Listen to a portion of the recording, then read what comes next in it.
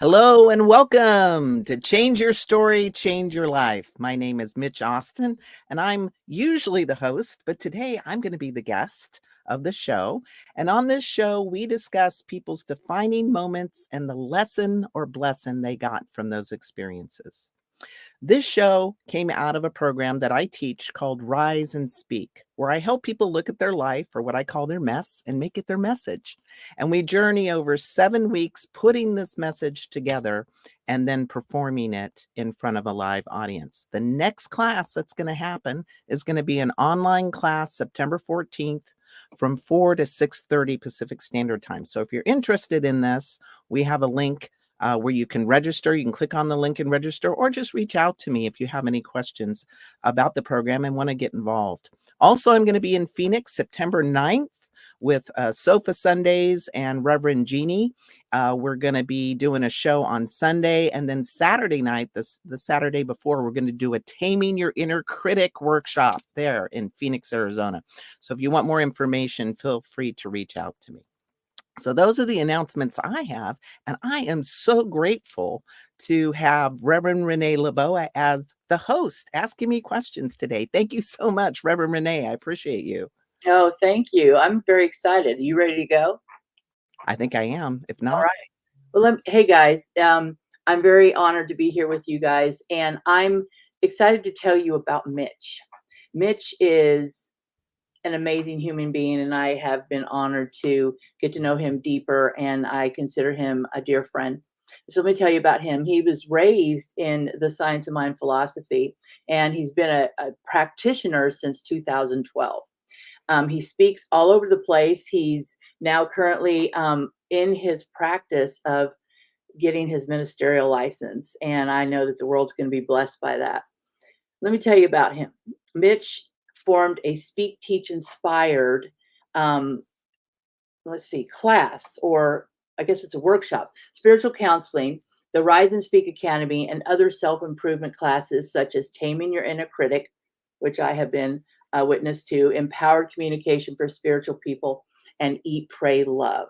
He also had the Rise and Speak. I was a witness for his class, absolutely transformative. And if you get a chance to be a part of one of his classes, please do so. Mitch is a member of the Imani Center, and he is on the Ministerial Council.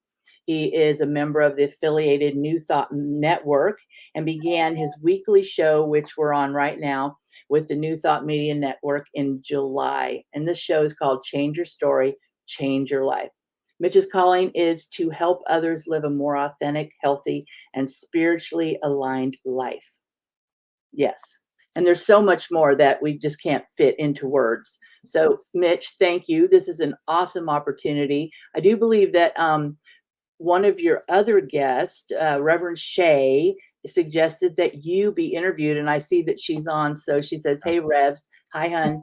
hey, Shay. So let's just get into it. Get into it, okay? Good. So I wanted to ask you a few questions. You shared with me last week some of your experience growing up, and the one thing that I think I want to start off with is the story about your mom. I understand that she was, in essence, your first practitioner. Yeah, my mom was my first spiritual teacher. She was actually raised Catholic and then discovered a Science of Mind center in Phoenix when I was 6 years old. And I had never been to a church until she discovered this center. And it was the first church I went to was a Science of Mind church. And it was also the first time I ever spoke publicly was at that church. They had me do a reading as part of the holiday. So it's kind of interesting, full circle unfolding. But my mother made me live these principles. And when you're a child, you don't know. You don't know life's supposed to be any other way. So I'd come to her with a problem and she'd go, if there's a will, there's a way. you know, or I come to her with something else. She'd go, mind over matter, and all of these little statements that she just expected that I would live that. And as a result, I've encountered a lot of success that if you looked at the odds, I probably shouldn't have achieved. But it was due to these teachings and living these teachings, which she demonstrated as well, that have made the difference in my life. Tell me about your relationship with her. other than the teaching, and how she has been an inspiration for where you are now. Yeah, my mom she actually survived World War II. Mhm. She was on her own at 14. She came to America through Ellis Island, and English was her second language. And she had me here in the States. But she was really a very fiery woman. She didn't really let anything hold her back, even though she had a lot of health issues. But it ended up, we left my dad when I was 7. It was kind of her and me against the world, kind of thing. And we were very close. We could finish each other's sentences. When I was a kid, she would call me home just by thinking about me. That was her way to do it. And I remember I would just go, "Oh, I got to go home now." And I would just go home and I would walk through the door, 10 minutes later. So we were very blessed to have a close relationship. It was not an easy relationship, Mm. but we were able to get through a lot of things. And towards the end of her life, we were extremely close. Yeah. Extremely close. When did she pass? She made her transition in November of 2007. Yeah, Okay. yeah, I know that we're gonna get to this later, and we're gonna talk about your transgender story and journey. Was yeah. she part of that? Was she instrumental, and how did she support you through that? Well, it's interesting because, one of the questions people often wanna know about, fun fact that I am a transgender man. So some people in the audience may not know that. I was born into a female body. And at the age of 43, I made the decision to transition my gender expression because it was more in alignment with how I moved through the world and how I knew myself to be. And people go, "Well, how far back did you know?" And I can remember trying to have a conversation with my mother at the age of like 5, asking, why wasn't I born a boy? I was sliding in the mud, climbing trees, playing with lizards. Like there wasn't much. There wasn't much, that was really indicating girl. And, she should have known. Like, I remember when she had given me this present, and it was around this age. And she had saved up green stamps back then, which was, she had to save a lot of green stamps. You go to the Uh, grocery store, you get these little stamps, and she traded them in to get me a gift. And she was so excited. And she called me over, and my birth name was Michelle. And she's like, "Michelle, I've got you a present." And I walk up to it, and it's a baby buggy. And I'm so excited, and she's excited. And I look in there and I take the baby, I throw it out, I jump in it, try to ride it like a go-kart. It collapses down. She's disappointed. I'm disappointed.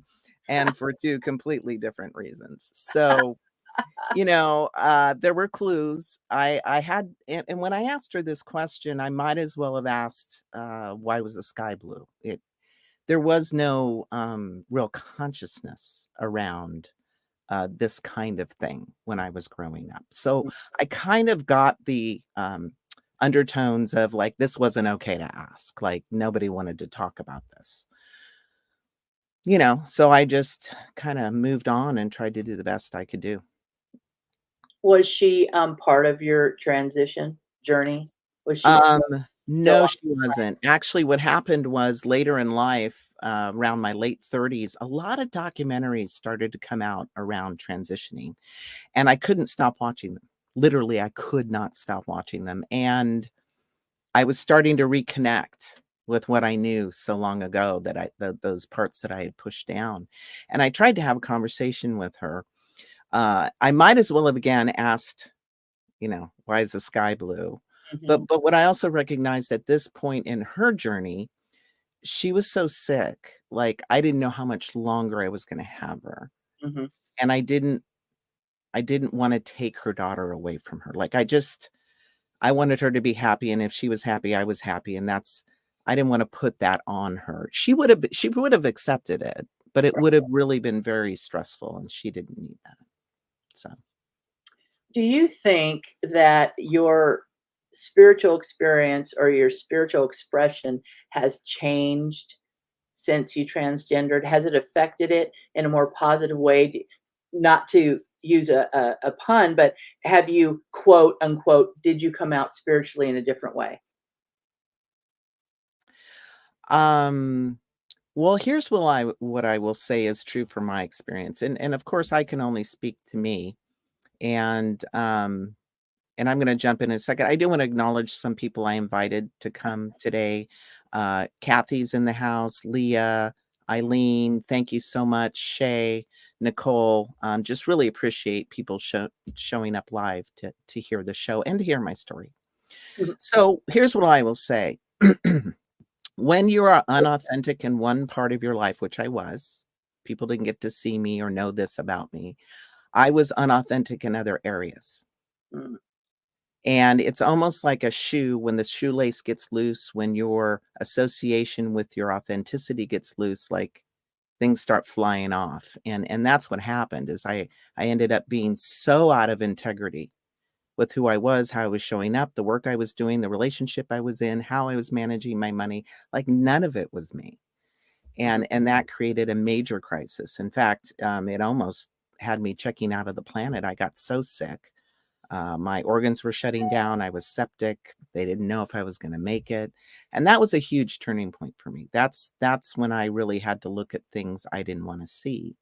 And it started with I was in a job I hated and I thought that was it. And I left. And then after I left that, I started to do some healing and reflection. And that's when I stepped into exploring my gender dysphoria. Because what became clear to me is nobody saw me. Nobody. And that's not any kind of life. We see you. We see you, and I hear you, and I know you, and I'm so excited to have you speak about all this. And I do want to ask you, was there a specific moment, I would say a pain point in your life that you had no other choice but to make the decision to become your authentic self? So there's a couple defining moments that were important in this unfolding. And the first one was really feeling the pain of not being seen. And so I had fallen in love with a woman. We're good friends now, but I'd fallen madly in love, the rose-colored glasses, went all the way to Canada to see her, middle of Canada, nowhere. And we had kind of a long distance relationship until she sent me a Dear John email. Ooh. And in the email, she explained to me that she had been seeing a cisgendered, which cis means somebody who's born with male, their gender parts, and they relate to them. So he was born male, he identified as male. So she was, unbeknownst to me, seeing a cisgendered male. And in her email, she said she would marry me in a heartbeat if I was a man. Ah, it must have been heartbreaking. Yeah, that hurt me in a place where I couldn't ignore it. And I knew it wasn't just about the betrayal.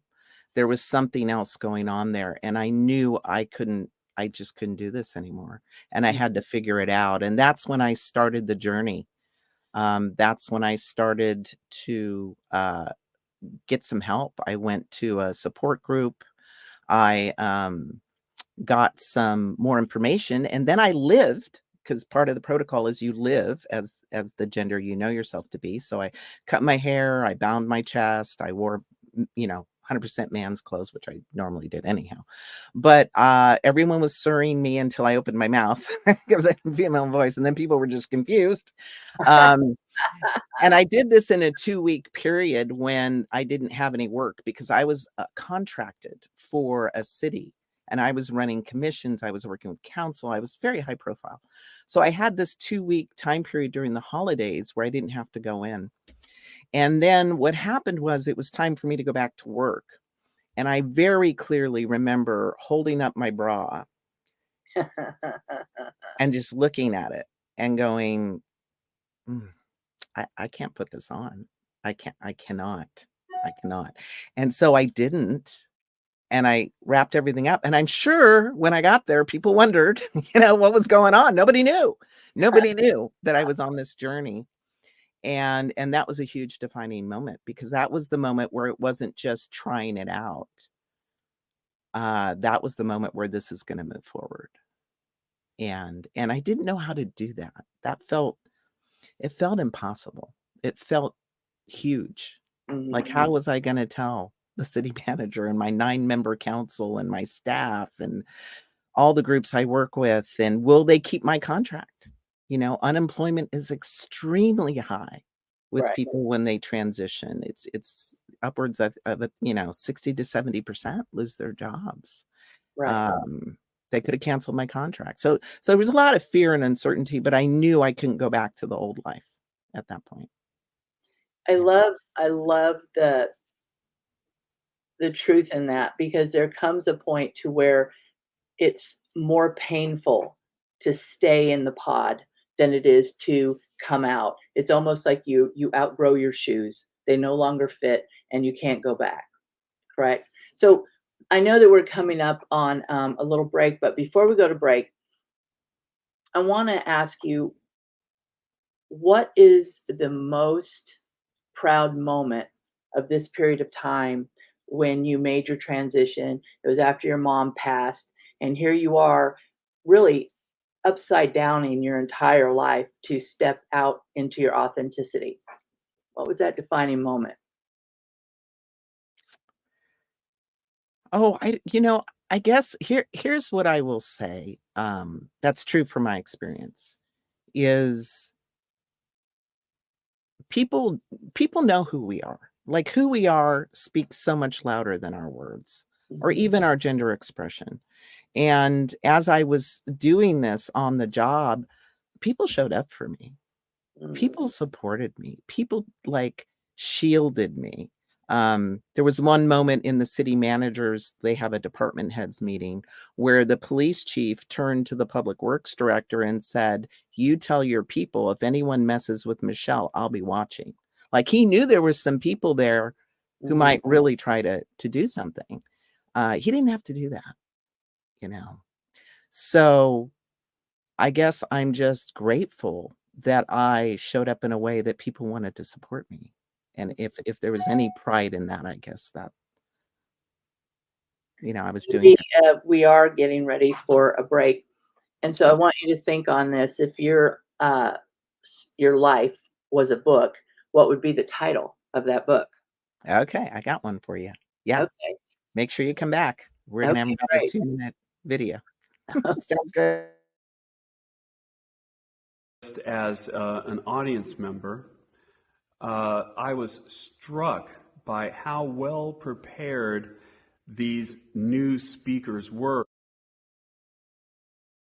Dig into the pivotal moments in your story, in your life, and then express them, process them in a way to where you can share them with others and really share in a meaningful way for you and for those who are hearing your story and things that really matter to you and matter to the world.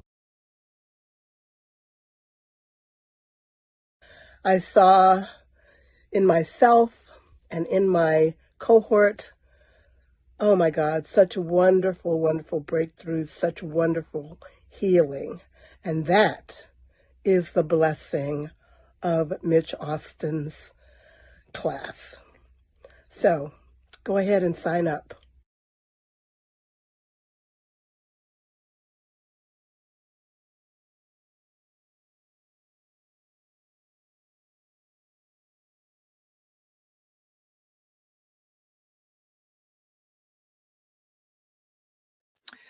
All right, we're back. Before I jump into the book title, because I really want to get to this, there is one more thing I want to add that I really want people to know. Okay. A lot of times people think that the big gift in my transition was I get to live authentically, and that is a gift. That is a huge gift. And I wouldn't be doing this work. You wouldn't be seeing me. I wouldn't be on stages. I wouldn't be coaching or teaching or doing any of the wonderful work I get a chance to do in the world if I hadn't made this journey. Because you can't tell people to live authentically and trust the divine, and then you're not living it, right? But here was the bigger gift, actually, is when I saw people rising up and supporting me, it healed me in a way I didn't know I needed to be healed. Um, part of the journey was, telling people, and everybody that I told, every 9-member commissioner, all of them embraced it. I had to pull in the people that I work closely with, and every one of them said the same thing at the end that on the work. They said, "Who's going to tell Julie?" And you got to understand, Julie was like this little school teacher. She was, she was very naive about some things, and she had strong opinions. She was against gay marriage. Like everyone was really worried. Like, how was she going to take this? And I always imagined they drew straws in the back room, like, who's gonna tell Julie, right? And I knew exactly when she knew because I was standing at the front counter and I hear this shuffling coming down the hall. Tap, tap, tap, tap, tap. And I look and it's Julie. And she's coming right at me. Her arms are wide open and she's wrapping them around me. She goes, "I'm so happy for you." I'm like, I guess she knows. And it was in that moment that I appreciated that, and I didn't up until this moment, that people have a great capacity to love us, even if they don't always understand our journey, Mhm. and that I could trust people. And I didn't. I didn't up until that point. And the kind of trust I didn't even know existed in the world for people I barely knew.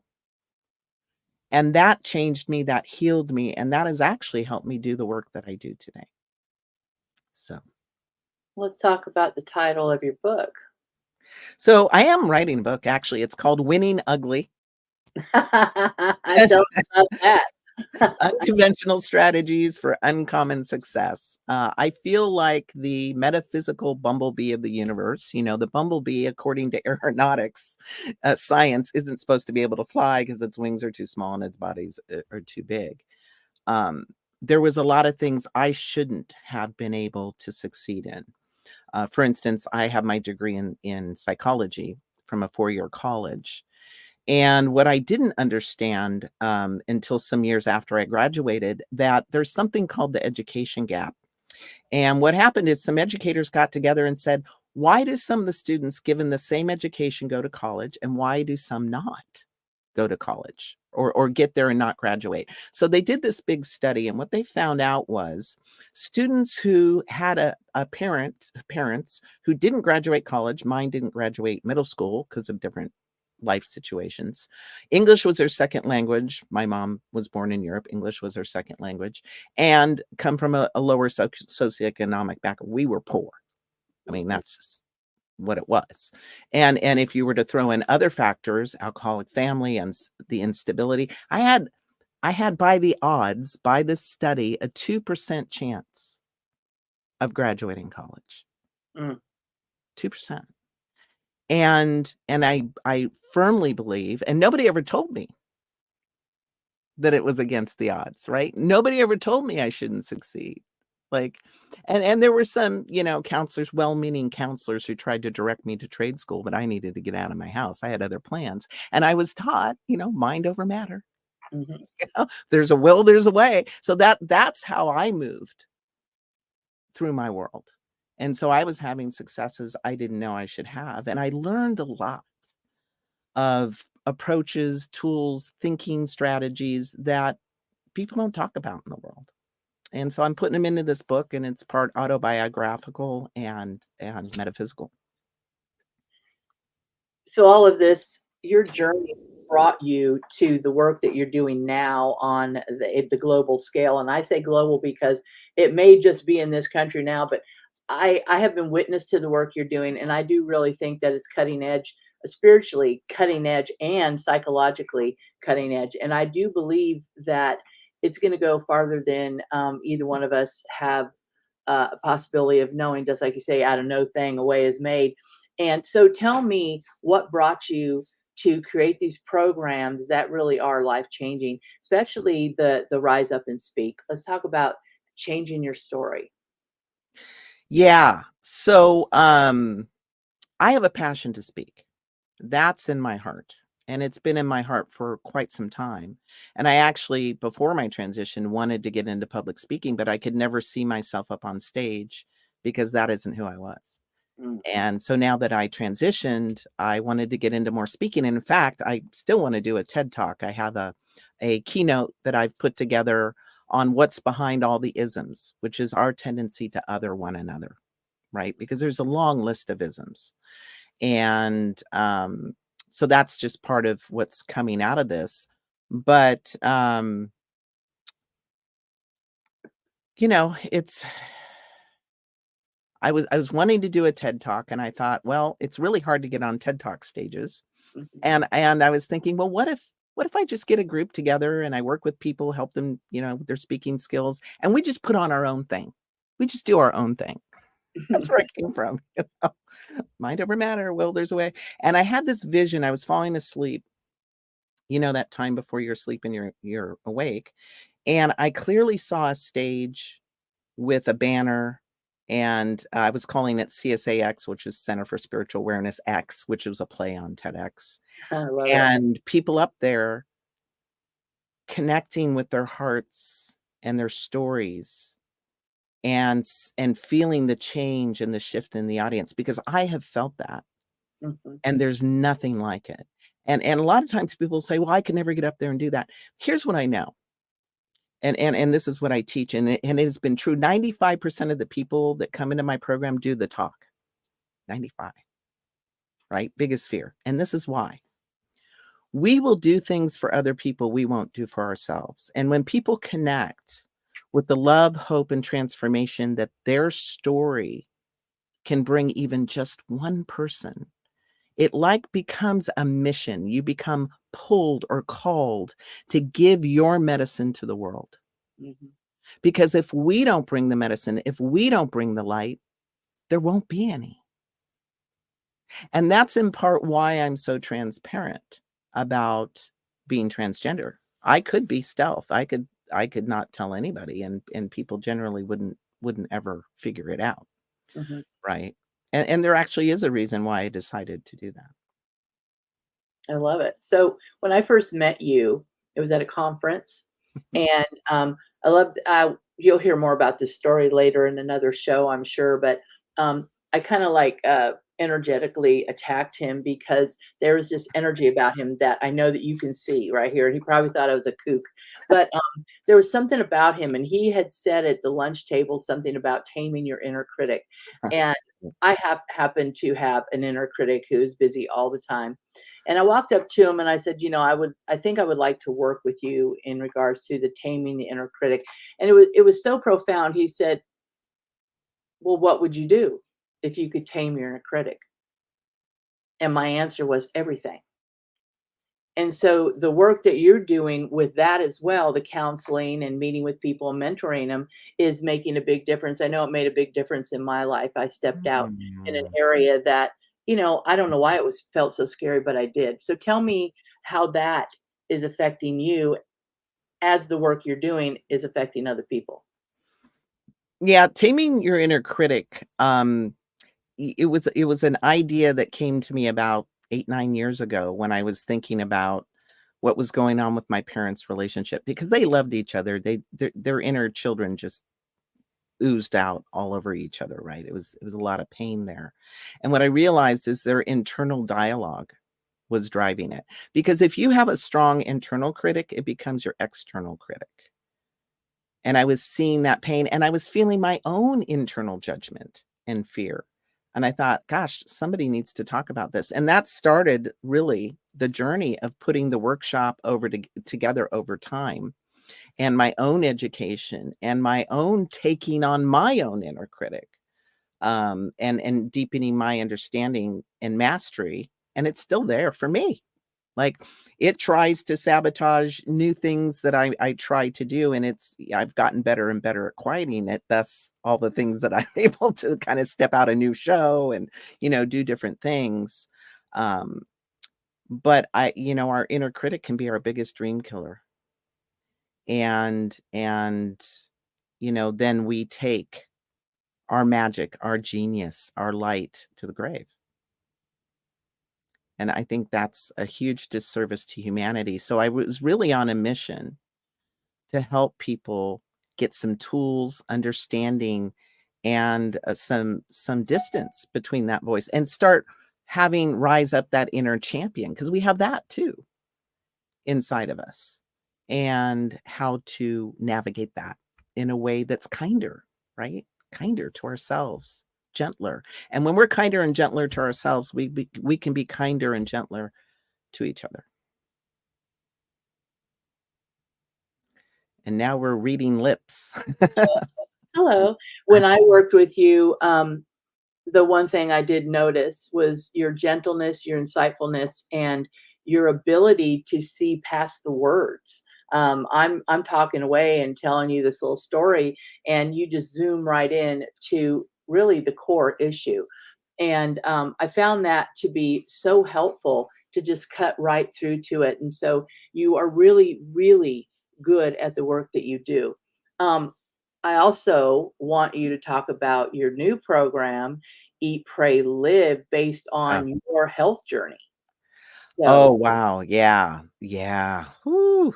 mhm, So about a year and a half, almost 2 years ago, I had a health condition pop up that um, doctors couldn't diagnose. I had migraines. I had brain fog so bad I couldn't cook because I was leaving burners on. I was leaving groceries in the car.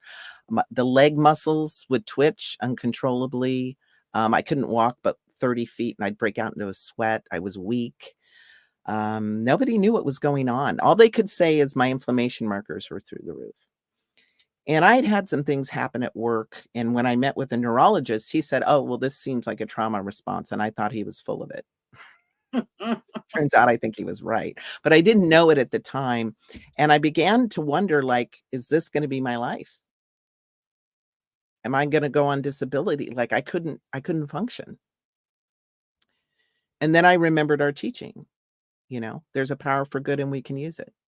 mhm, Mind over matter. If there's a will, there's a way, and so I said, "You know what? I'm gonna heal this, even if I don't know how." mhm. And I said, "God, it's you and I." And so I get up and I walk my 20 feet. And then I quit the sugar. I'm like, I'm all in. I quit the sugar, I quit the flour, I started reading, I put it out there. I prayed, and when you pray, the book shows up, the Mhm. resource shows up. I had an energy healer I went to. She goes, "Well, how motivated are you to heal yourself?" And I said, "Look, if you told me to eat long grass right now, I'd go out and do it. I would."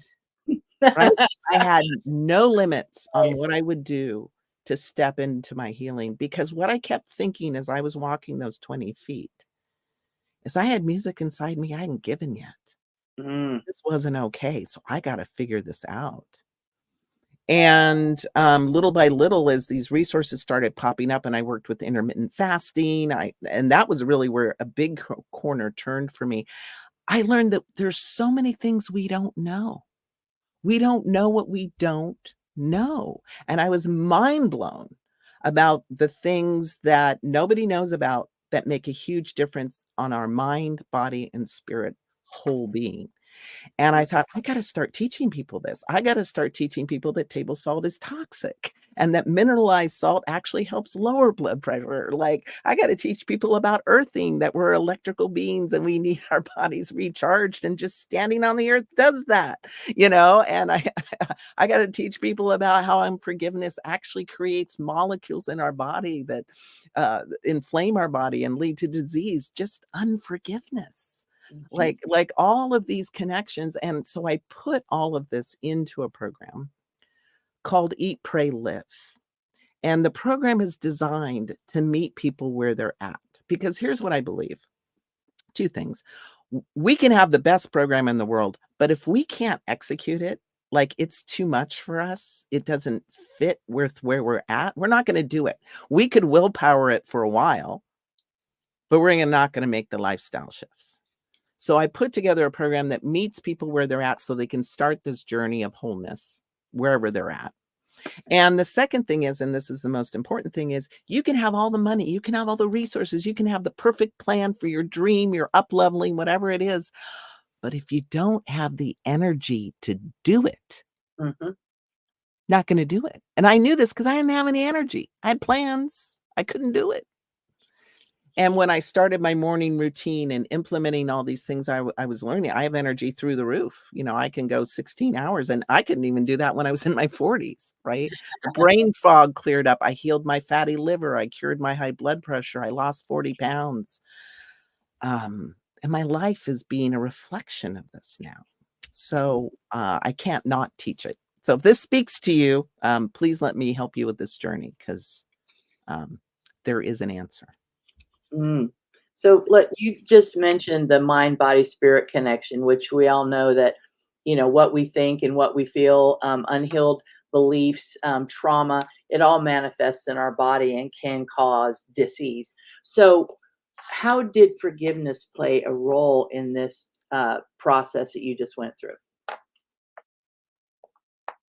Well, the trauma thing, right? So I did make the connection that I had a trauma trigger happen at work, and it left me in a state of fight or flight.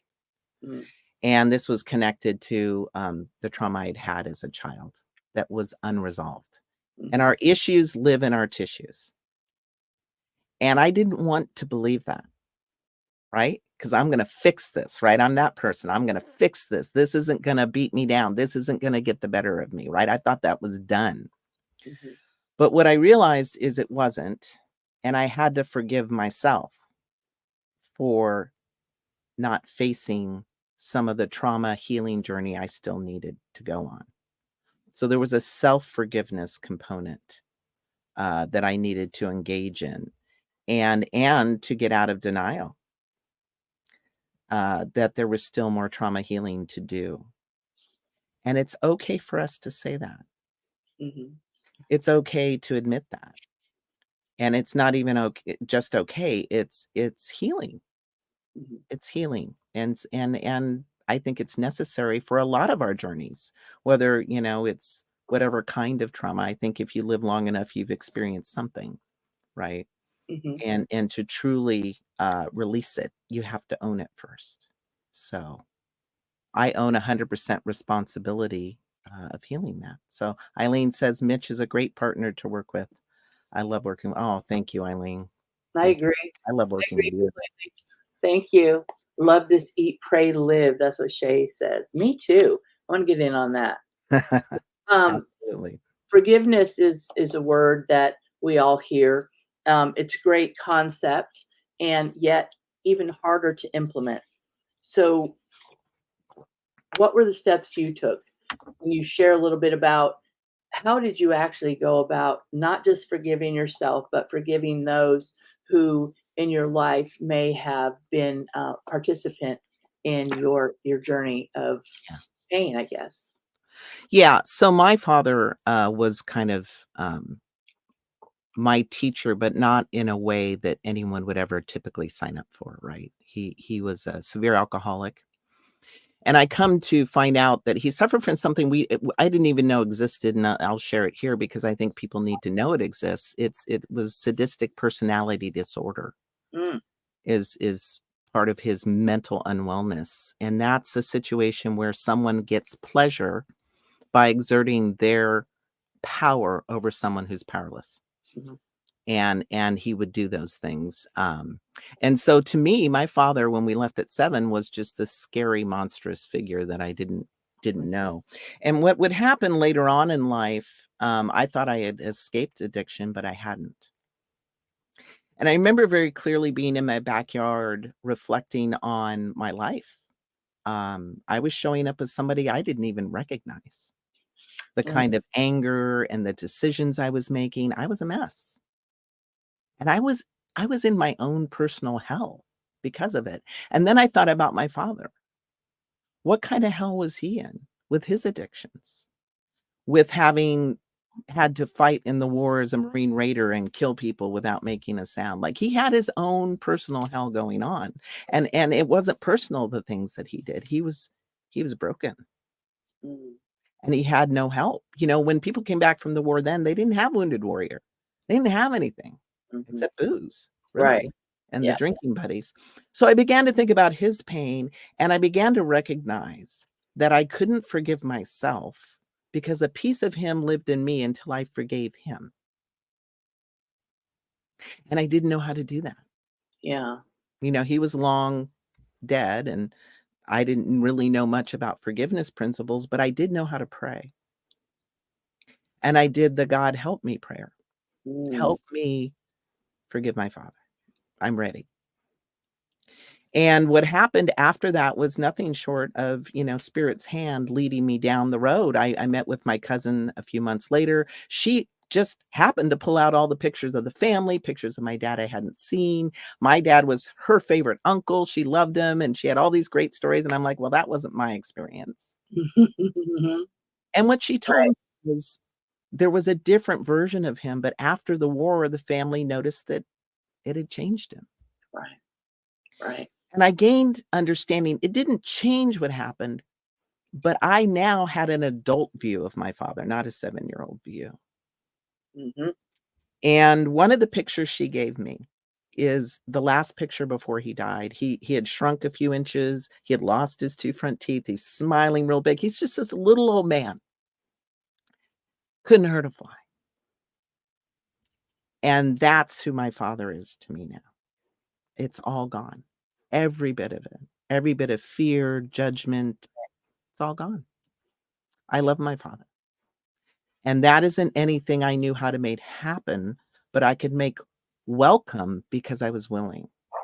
And I think when we're really willing and we're really letting go and turning that over, that's when it can come in. Mm. That's when it can come in really deep. And that was huge. That was huge for my healing as well. Thank you. I know we need to go to a little break here, a little commercial break. And so stay tuned. I have so many more questions for Mitch. And thanks for everybody who's tuning in. Come back. We'll be back in just a few minutes.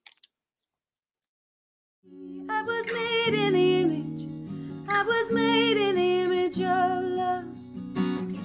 I was made in the image. I was made in the image of love. Here and now I can see I was made beautifully. I was made in the image.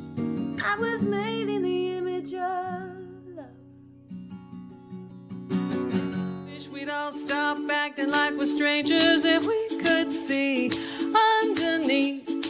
We are one family, and it don't matter where you come from. Every heart beats to the rhythm of one love, one love, one love.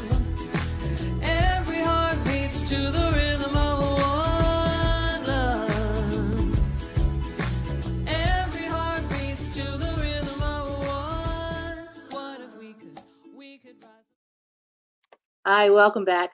We're talking to Mitch Austin on his show, and I'm Reverend Renée Leboa. Thanks for tuning in. We've been asking Mitch some personal questions about his life, and I want to continue on with those questions. And the first one I want to ask is, what inspired you to do this show, and where do you see it going? Oh, I love that question. Well, first off, I want to say, hopefully what I've been sharing with you has been inspirational and moving for you, right? Because we live in stories, we think in stories, we move in story. And what I noticed when I was doing the Rise and Speak and people were witnessing each other's defining moments and stories, they were getting healed. They were getting inspired. They were getting uplifted and educated. Sometimes we just don't know what we don't know. I remember I had a student once who was talking about a long-term friendship he had that ended badly, and he didn't realize his friend was a narcissist. He didn't even know what a narcissist was. And that healed him in such a way. I had another woman who participated in the program, and she was able to admit some things she'd never admitted to anybody. And she said, I got more healing from this program than $10,000 worth of counseling. Mm-hmm. So I was witnessing, and the audience would come up to me after performances. This one woman said, I was so high listening to these stories. I knew it wasn't heaven, but it had to be in the same zip code. Like, I know how powerful sharing our journey is. And I felt like this show could do a deep dive in different subjects and areas for people to be inspired and to be uplifted and transformed. It's really neat. You have a whole lineup of people that are going to come on here with all kinds of different backgrounds. Their ministry, how they show up on the planet is different and wonderful. I can't wait to see what you pull out next. I do see here that we have a question from Leah Eldridge, and she asks the question, after the forgiveness, do the old hurts still show up? And I'll add to that. And how do you address that? And how do I address that? Well, our issues live in our tissues. And for me, the trauma still lives in my body, literally. Like, I can't go into a memory of it without something happening to my body.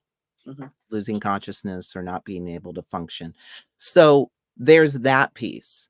But that piece to me isn't about my father.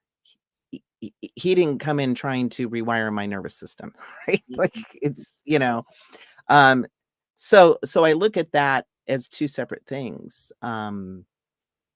I just have no vibration of judgment around my father anymore. None. It's if you could call it miraculous, you could call it divine intervention, but there just isn't.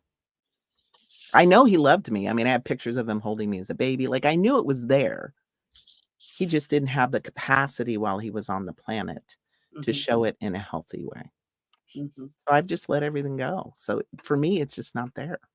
But the echo of the trauma is. And Right. so I get to heal that. It says, if it's still showing up, is it still more, or is there still more forgiving to do? There's forgiveness of self because as I unpack, trauma can be a very insidious thing and it can have lots of tentacles. And I'm still learning about how trauma shows up, even though it was many years ago, and how sometimes I've been my own abuser. And that's hard to admit. That pissed me off when I figured that out, Yeah. that I do my own self-neglect. What is that about, right? Because that's where I was conditioned. That's where my energy point was set. And now I actively embrace that and look to heal it. So it's definitely layers, right? But it's layers of healing, and forgiveness is one of those layers, right? At least for Mhm. me, it is. But there's more to it. Thank you for that question, Leah. It's a great question. I have a question about the mystical experience. So, a lot of times you hear about, oh, there was a defining moment. It was a mystical experience. I felt a cool air. I felt a warm hug. I felt an awakening. I felt a rush. What was that like for you? And did you have a mystical experience? In which part? Any Well, particular part? I think during the awakening up to the next level, the transformation, the metamorphosis, was there that mystical experience, like a voice, a message, a feeling, a knowing that there was a new path and you were being led in a new direction? Yeah, I've always had, I think, a very close relationship to spirit. Mhm. And I think sometimes when you've had a lot of difficulty, particularly younger in life, you develop this kind of dialogue with spirit or God or higher power or something, right? And I Mhm. always knew some things, right? Even though my mother and I were really close, I always knew that she wouldn't die in a hospital bed, that I'd be the one to find her. Like I knew things. Mhm. I knew after, her transitioning was part of my next level of life. Like these downloads would just come down. In fact, after she died, I had another message come in and it said, "You're gonna get really sick, but it's gonna be okay." And 3 months later is when I ended up at the hospital, organs shutting down. Like I have been on this walk with spirit, always just kinda, "Here you go. Here you Mhm. go. Here's what's gonna happen," going out before me or giving me information I need as I step through, some difficult things in life. So the mystical has always been there. And in particular, after my mother died, it was a very dark time for me. Mm. Um, God and I had it out. And I said, "This is cruel. You put us in a body. We love these people. They leave. It hurts. It sucks. And then we die. What is the point?" Right? Just having that. And I was really depressed. I think I was probably clinically depressed. And I remember one day, I didn't understand why we were here. It made no sense to me. Nothing seemed appealing to me. All the color ran out of my world. Like, I didn't get it. Why I'm here. Why I should even be here. And one day in the middle of the day, I decided just to go to bed. And like it was 3 p.m. and I did weird things. I took down my vision board. I was just in this state. Mhm. And I laid down to go to bed and I didn't really care if I woke up or not. And I wasn't doing anything to make that happen. But I'm like, look, I'm really okay if I don't wake up. And then I was in that state again between, sleep and awake, that theta state. And all of a sudden I found myself in this place. There was nothing there. There was nothing visually there. But I felt all this joy, like joy off the charts. And I said, "Where am I?" And what I got was, I'm in the place before souls incarnate into a body. That Mm, there's an experience you can have in a body that you can't have when you're in spirit. The way you see a sunset, holding somebody's hand, having a wonderful meal, mm, right? That this body was a gift, and they were so excited to get one. mm. And what I'll tell you is when I woke up, it wasn't all rainbows and unicorns, but something in me shifted just a little bit to start connecting with that idea and to start healing with my relationship with being here, right? And yeah, so that was one of my major mystical experiences. That was a huge healing for me. I love it how we think a mystical experience is supposed to be, unicorns and rainbow dust and this beautiful breeze and lavenders everywhere. Um, so if you could go back and tell your younger self something, what would that be? Um, just that it sounds trite, but everything's going to work out, and that your life is going to be really great. It's going to be greater than you can imagine, and you're going to get so much help along the way, and you don't have to be afraid. You don't have to be afraid. You said something to me the other day. I'd asked you a question, and you said to me, you said, see the end, keep the end in mind. So Start with the end in mind. start with the Mhm. end in mind. And that was really powerful for me. So I'm going to ask you that question in regards to your ministry, in regards to your show and the work and the programs that you're doing. What is the end in mind? Where do you want this to go? So there's only one thing I'm really attached to, and that is my last breath. Mm, And so my philosophy of everything that I do, I want to leave everything I have to give the world out into the world. Like I want to just be empty. I mm, want my last breath to feel like I did a good job, you know, that I loved courageously, that I gave generously, that I whatever gifts I had that I put them out there with everything that I have. And that last breath is peaceful and it feels like I did a good job. That's it. I can already see that that will be the truth of you. If you were to give us a message for those of us who sometimes still live with our inner critic and we're having that daily conversation with her, mine is very busy. What would be that message that you would give right here right now for those who are still struggling with that first step into the courageous step through fear? Well, the inner critic isn't the enemy. It's a piece of you that wants to take care of you, but its version of safe is pretty limited, Hmm. or it's pretty torturous. Only do what I tell you to do and nothing else, right? Or don't take a risk because of what people might think and say. Imposter syndrome is a big deal. And I was doing a workshop at the SOAR conference, a rogue workshop, an underground workshop. I had a few people around the table when we were doing it. And this one woman had expressed, this imposter syndrome that, she worries about what other people think and then they'll judge her and then it'll affect her reputation. And I simply turned to her and I said, "Well, who are you? Are you the judgments of other people?" And she goes, "Well, no, I'm a piece of spirit." I said, "Okay. So when is spirit ever not enough?" Because that's who we really are. Right? And when we embrace who we really are, we step into our power because who we really are is limitless power, limitless love, limitless intelligence, wisdom, knowing. When we stand on that, the inner critic has no jurisdiction. Mm, I like that. No jurisdiction. That's beautiful. So, any dreams, any challenges that you want to like tackle? Actually, I don't like the challenges part. What dreams do you still have? I want to get on a TED Talk stage Woo-hoo! I support that. I see that. and talk about the power of stories and represent all the brave people who've taken my program. Because I feel a certain responsibility to carry their heart, their love, and their light into the world in a higher way. And to get us talking, can we please take off the mask? Can we please share our challenges and what we're going through and the light of hope we all carry? We all carry it. Mm. But we got to be willing to be vulnerable. We got to be willing to be seen. And that means trusting.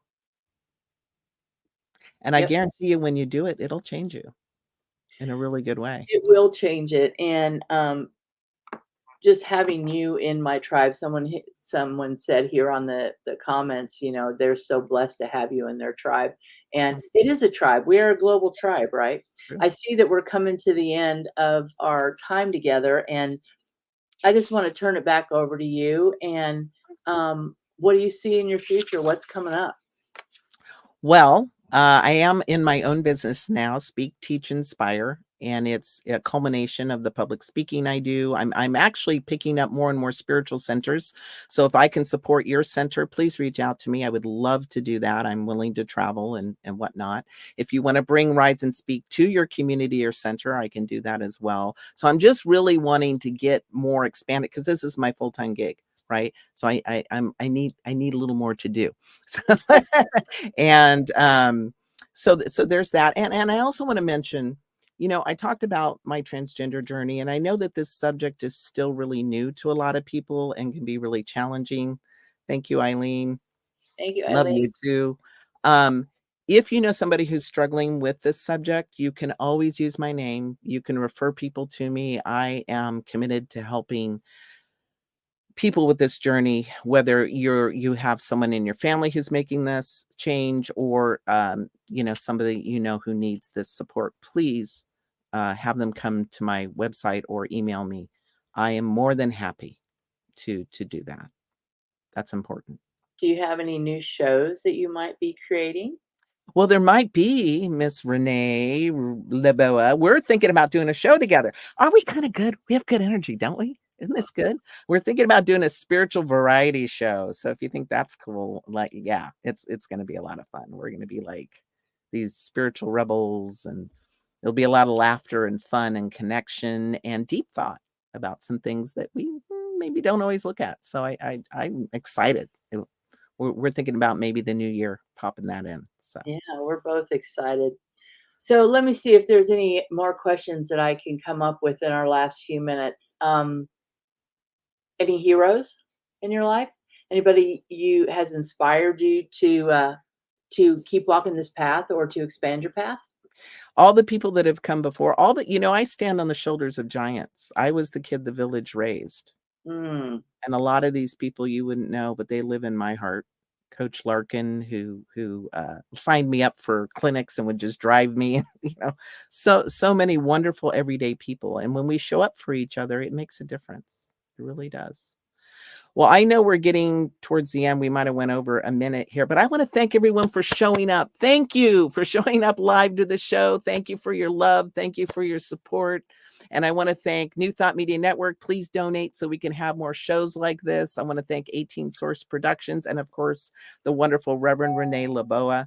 And tune in next week, 11 a.m. Until then, tell your story and shine your light. Thank you, everybody. Bye, guys. Thanks for watching.